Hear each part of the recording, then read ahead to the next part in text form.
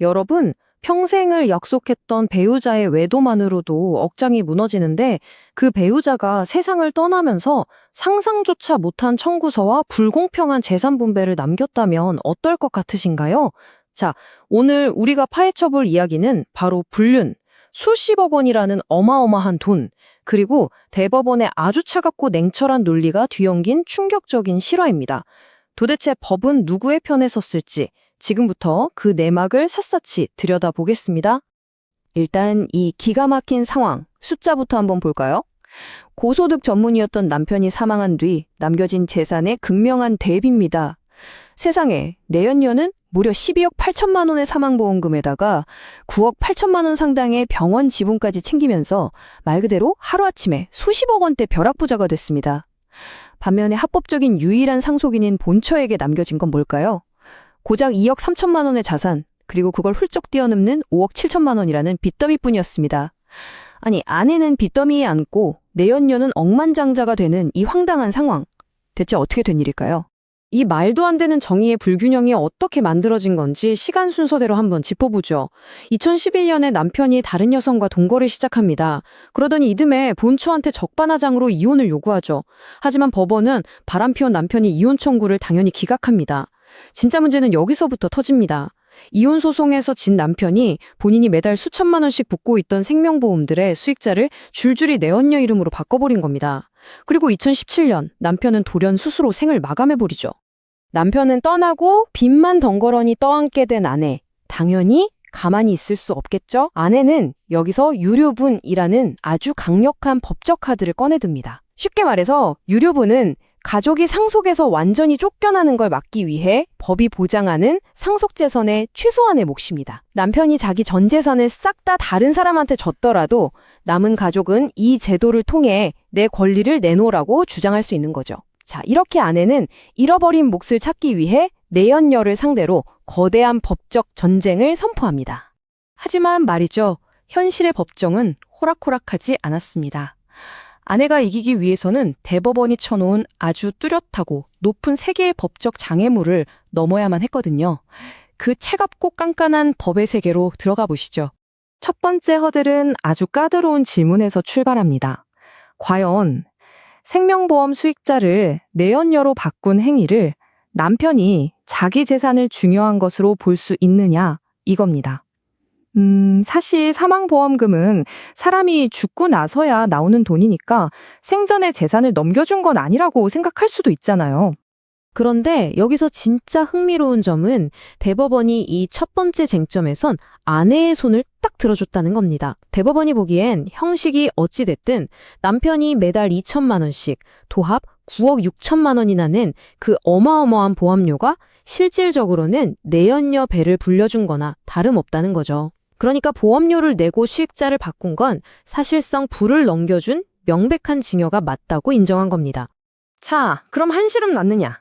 아닙니다. 진짜 고비는 바로 이 두 번째 허들이에요. 우리 민법에는 아주 엄격한 1년 룰이라는 게 있습니다. 가족이 아닌 제3자, 그러니까 내연녀한테 준 재산은 원칙적으로 사망하기 딱 1년 전에 준 것만 돌려받을 수 있어요. 그보다 더 예전에 준 걸 뺏어오려면 조건이 하나 붙는데 증여 당시에 남편과 내연녀 둘 다 이러면 나중에 본처 몫이 줄어들겠구나 하고 명확히 알면서도 빼돌렸다는 이른바 가해의 인식이 증명돼야만 합니다.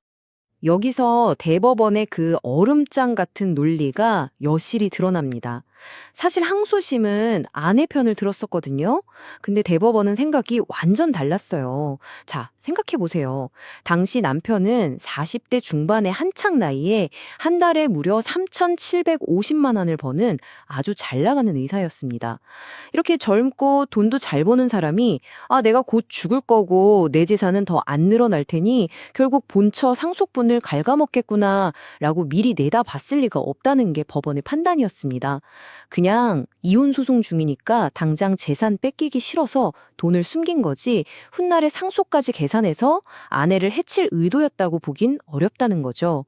아주 냉정하고 뼈 때리는 논리 아닙니까? 이제 마지막 세 번째 허들로 넘어갈 텐데요. 여기서부터는 빚을 상속받는 것에 관한 아주 복잡하고 고도화된 수학 공식이 등장합니다. 아까 보셨다시피 아내한테는 자산보다 빚이 2배 이상 많았죠?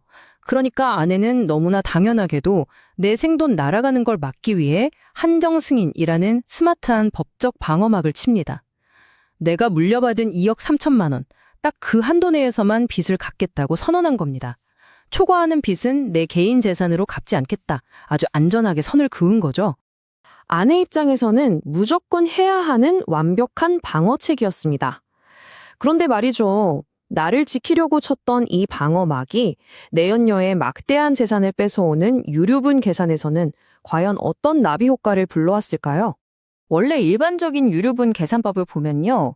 상속받은 빚이 너무 많아서 순상속분이 아예 마이너스가 돼버리면 상속인이 자기 돈으로 빚을 갚아야 하니까 법원이 그 억울한 마이너스만큼을 청구할 수 있는 목표액에 플러스해줍니다. 챙겨주는 거죠.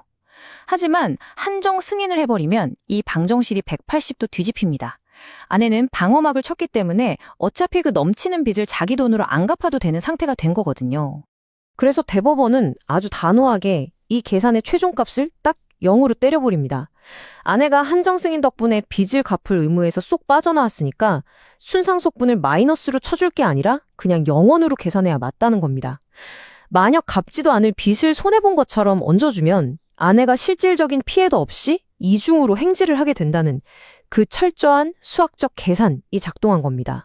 참, 이야기의 끝을 듣고 나니 마음이 많이 씁쓸해지시죠? 아내가 겪었을 그 끔찍한 배신감, 그리고 내연녀가 수십억을 가져가는 이 황당한 결말에 우리 모두가 감정적으로는 공감하고 분노할 수밖에 없습니다. 하지만 이 판례는 우리에게 법의 본질이 무엇인지 아주 뼈저리게 알려줍니다. 법은 눈물 젖은 감정의 호소만으로는 절대 움직이지 않아요. 오직 객관적으로 증명된 사실, 차갑고 엄격한 수학적 논리, 예외를 허용하지 않는 철저한 계산만으로 돌아간다는 걸 이 사건이 있는 그대로 보여주고 있습니다. 자, 오늘 다룬 이 엄청난 사건은 우리에게 아주 묵직하고 도발적인 질문 하나를 남깁니다. 평생을 다 바친 믿음이 하루아침에 와르르 무너져 내릴 때 내 재산과 남은 삶의 버팀목이 되어줄 수 있는 건 막연한 감정적 신뢰일까요? 아니면 얼음장같이 냉철한 법적 논리와 철저한 대비일까요? 복잡하게 얽히고 설킨 우리 인생사에서 내 권리를 온전히 지켜내려면 때로는 억울한 눈물보다 치밀한 이성이 필요하다는 사실을 한 번쯤 깊이 고민해 보셨으면 좋겠습니다. 오늘 준비한 해설은 여기까지입니다. 함께해 주셔서 감사합니다.